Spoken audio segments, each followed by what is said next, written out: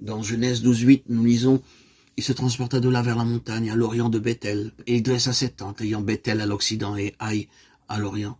Il bâtit encore là un autel à l'Éternel, et il invoqua le nom de l'Éternel. » Ce fut le second autel d'Abraham. L'autel l'avait conduit à la tente, et la tente l'avait de nouveau conduit à l'autel.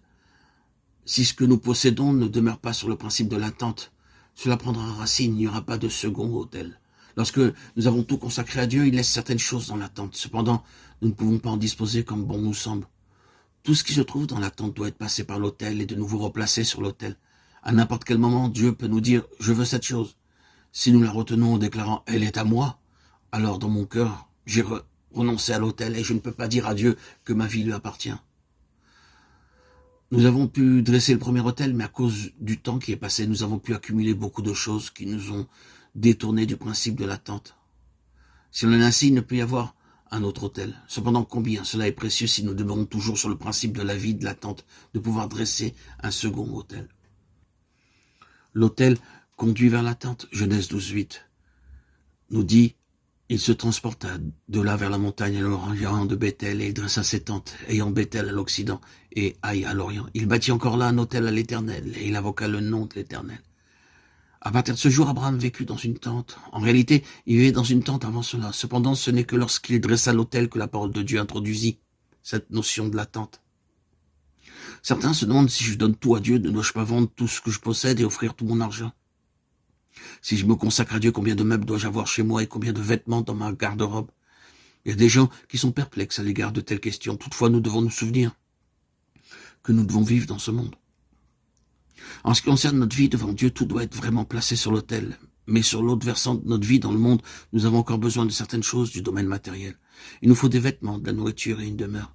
Nous devons tout consacrer à Dieu et vivre pour lui seul. Mais s'il nous demande de conserver certaines choses, alors je les garderai.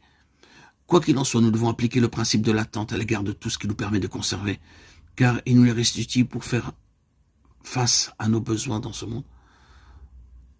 Nous pouvons les posséder ou nous pouvons les perdre, elles peuvent nous être données ou enlevées. C'est cela le principe de la vie de l'attente. Craignons donc de faire usage de ce qui nous n'a pas été placé sur l'autel et que nous avons reçu en retour. Que tout ce que Dieu nous restitue porte l'empreinte du principe de l'attente. Abraham a eu des manquements. Dans son histoire, il y a eu l'oubli du principe de l'autel et de l'attente et ce séjour en Égypte. Toutefois, il y a eu une restauration.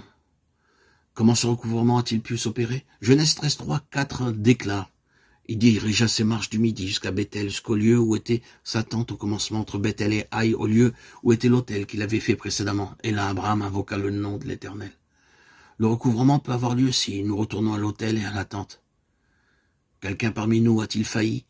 Sommes-nous retournés en Égypte de telle sorte que nous recherchions nos intérêts et la satisfaction de nos désirs? Si nous cherchons la voie du recouvrement, nous la trouverons à l'autel et dans la tente.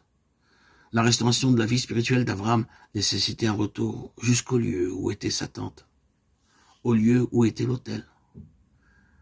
Mais qu'est-il arrivé à Abraham après cette restauration? Dans Genèse 13:18, nous lisons « Abraham leva ses tentes et vint habiter parmi les chênes de Mamré, qui sont près d'Hébron, et il bâtit là un autel à l'Éternel. » Hébron signifie dans son principe communion. Après ce recouvrement, Abraham est entré dans le domaine d'une communion continue avec Dieu. C'est alors qu'il a édifié un autre autel. Si nous sommes en communion avec Dieu, nous n'oublierons jamais l'autel. Qu'il nous accorde la grâce de voir l'importance de la consécration afin de vivre sur le principe de la vie de l'autel et de l'attente.